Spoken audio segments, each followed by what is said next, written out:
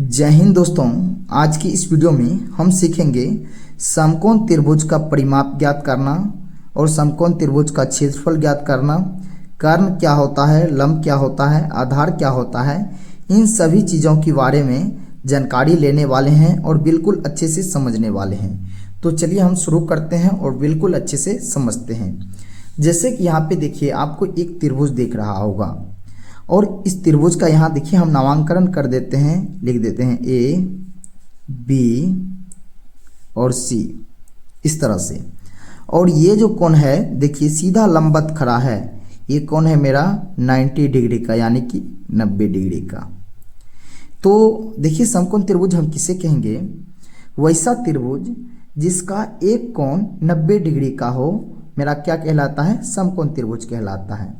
यहाँ पे इसी तरह से ये जो कोण है मेरा कितना डिग्री का है? 90 डिग्री का यानी कि 90 डिग्री का। तो ये मेरा कौन त्रिभुज हो गया? समकोण त्रिभुज। ये कौन सा त्रिभुज है? समकोण। तो यहाँ पे हम लिख देते हैं समकोण त्रिभुज। तो चलिए अब आगे इसको समझते हैं। तो देखिए इस त्रिभुज में टोटल कितने भुजा हैं? 3 भुजा हैं। तो वैसे तो त्रिभुज में 3 भुजा रहता ही है। तो इन तीनों भुजा में हम देखेंगे सबसे बड़ा भुजा कौन है? तो इसमें जो सबसे बड़ा भुजा होगा वो हो जाएगा मेरा कर्ण। तो देखिए ये भुजा बी से सी और ए से बी और ए से सी, इन तीनों भुजा में सबसे बड़ा भुजा है मेरा ये वाला ए सी, जिसे हम क्या कहते हैं? कर्ण कहते हैं। ये समझ लेते हैं क्या कहते हैं इसे? कर्ण कहते हैं। अब देखिए अब लंब और आधार बच गया। तो देखिए अगर इस कोण के सापेक्ष हम चलते हैं तो ये वाला भुजा मेरा हो जाएगा आधार। ये वाला भुजा क्या हो जाएगा मेरा? आधार, जो कि BC है। और ये हो जाएगा मेरा लंब, ये हो जाएगा मेरा लंब। इस तरह से यदि हम इस कोण के सापेक्ष चलेंगे, ये वाले एक कोण ए के सापेक्ष चलेंगे, तो ये लंब जो है मेरा आधार बन जाएगा और ये जो आधार है ये लंब हो जाएगा। यानी कहने का मतलब जिस कोण के सापेक्ष चलेंगे वो क्या हो जाएगा? मेरा आधार हो जाएगा। जैसे कि इस कोण के सापेक्ष चले तो ये वाला भुजा आधार हो जाएगा, यदि इस कोण के सापेक्ष चले तो ये वाला भुजा आधार हो जाएगा। लेकिन कर्ण कभी नहीं बदलेगा, क्योंकि कर्ण हमेशा सबसे बड़ी भुजा को हम बोलते हैं और कर्ण हर हमेशा नियतांक रहता है, कर्ण कभी भी नहीं बदलता है। और लंब और आधार बदलते रहता है। तो कोई दिक्कत नहीं, आगे बढ़ते हैं।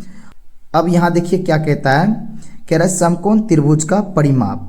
तो समकोण त्रिभुज का परिमाप होता है मेरा A + B + C, यानी कह सकते हैं तीनों भुजा की लंबाई का योग, मतलब जोड़। तीनों भुजा का लंबाई जितना होगा सभी को आपस में जोड़ देंगे, वही हो जाएगा समकोण त्रिभुज का क्या? परिमाप। तो देखिए क्षेत्रफल क्या होगा? अब क्षेत्रफल को समझते हैं, क्योंकि परिमाप को तो समझ चुके हैं। तो देखिए क्षेत्रफल क्या होगा? तो समकोण त्रिभुज का क्षेत्रफल होता है, तो यहाँ देखिए हाफ गुने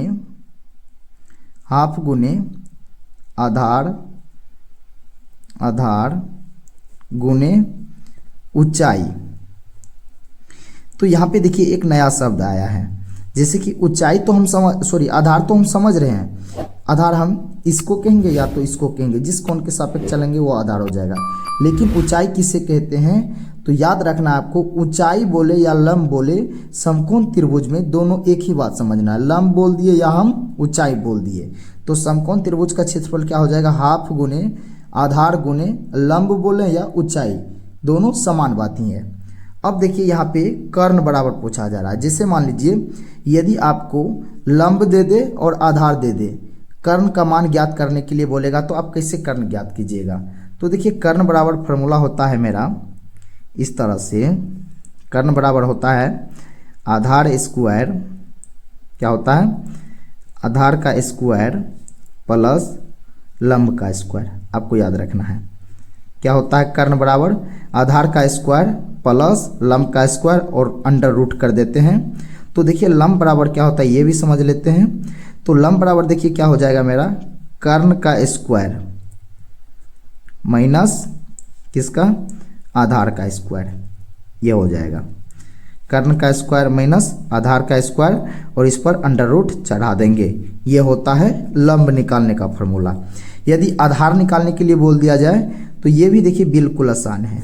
कैसे ज्ञात करेंगे? आधार बराबर क्या हो जाएगा, तो कर्ण का स्क्वायर माइनस क्या कर देंगे, लंब का स्क्वायर, इस तरह से, और अंडर रूट है तो अंडर रूट चढ़ा देंगे। इस तरह से हम कर्ण, लंब, आधार निकाल सकते हैं। अब चलिए हम निकाल कर भी देख लेते हैं किस तरह से हम इसका कर्ण, लंब और आधार निकालेंगे। जैसे मान लीजिए ये समकोण त्रिभुज है मेरा, इसका मान के चलिए लंब दिया हुआ है मेरा, इसे मान लेते हैं अपने मन से 8 मीटर। कितना दे रखा है, 8 मीटर। और यहाँ देखिए इसका मान के चलिए आधार दे रखा है 6 मीटर। क्या दे रखा है, 6 मीटर। तो इसका हम कर्ण कैसे ज्ञात करेंगे? तो चलिए कर्ण ज्ञात करते हैं। किस तरह से इसका हम कर्ण ज्ञात करेंगे? तो देखिए कर्ण बराबर, देखिए फार्मूला होता है मेरा, कर्ण बराबर होता है रूट अंडर लंब का स्क्वायर प्लस आधार का स्क्वायर। इस तरह से क्या होता है, आधार का स्क्वायर। अब देखिए यहाँ पे क्या करेंगे, कर्ण तो हमको नहीं दिया हुआ है, कर्ण को कर्ण ही रहने देते हैं। कर्ण बराबर रूट अंडर, कह रहा है लंब का स्क्वायर, तो लंब का कितना मान दे रखा है, लंब 8 मीटर है, तो ये 8 मीटर का स्क्वायर हो जाएगा इस तरह से, प्लस आधार, आधार कितना दे रखा है 6 मीटर, तो यहाँ कर देंगे 6 का स्क्वायर इस तरह से। तो कर्ण बराबर मेरा हो जाएगा रूट अंडर 8 का स्क्वायर क्या हो जाएगा 64 प्लस 6 का स्क्वायर 36 इस तरह से। तो कर्ण बराबर क्या हो जाएगा, रूट अंडर का 64 प्लस 36 ये हो जाएगा 100। तो कर्ण बराबर देखिए निकल गया इसका बिल्कुल आसानी से, कितना, रूट से बाहर करेंगे 10 मीटर हो जाएगा ये। तो यहाँ पे समझते हैं, जैसे देखिए ये वाला भुजा है 6 मीटर जिसे हम आधार माने हैं, और ये वाला भुजा है 8 मीटर जिसे हम लंब माने हैं। जब ये 8 रहेगा और ये 6 रहेगा तो ये हो जाएगा मेरा कितना, 10 मीटर, जैसे कि यहाँ पे ज्ञात किए हैं। इसी तरह से यदि आपको समकोण त्रिभुज में आधार दे दे और कर्ण दे दे, तो यदि आपको लंब पूछे तो आपको ये वाला फॉर्मूला लगा देना है। जैसे कि यहाँ पे देखिए लंब बराबर क्या होता है, रूट अंडर कर्ण का स्क्वायर माइनस आधार स्क्वायर। इस तरह से आप ज्ञात कर सकते हैं। अब देखिए यहाँ पे समझते हैं थोड़ा सा, यहाँ पे देखिए समकोण त्रिभुज का परिमाप। तो अब देखिए यहाँ पे तीनों भुजा ज्ञात है, तो इसका परिमाप निकालना बिल्कुल आसान हो जाएगा। देखिए क्या हुआ, a प्लस बी प्लस सी, तो मतलब a प्लस बी प्लस सी मतलब तीनों भुजाओं का योग कह रहा है यहाँ पे। तो क्या करेंगे, लिखेंगे 8 प्लस 10 और कितना, एक 6 है, इस तरह से क्या हो जाएगा, टोटल 24 मीटर हो जाएगा। ये कितना हो जाएगा, 24 मीटर। तो देखिए लेकिन क्षेत्रफल क्या होगा, इसका क्षेत्रफल यहाँ पे हम निकाल लेते हैं। क्या कहता है, हाफ गुने आधार। तो देखिए आधार कितना दे रखा है 6 मीटर, 6 गुने ऊंचाई, ऊंचाई कितना दे रखा है, ऊंचाई को ही हम लंब बोलते हैं 8 मीटर। इस तरह से ये कट जाएगा इससे, तो कितना हो जाएगा 3 गुना 8 करेंगे तो क्या हो जाएगा 24। और क्षेत्रफल को याद रखना है स्क्वायर में लिखा जाता है, तो यह हो जाएगा मीटर स्क्वायर।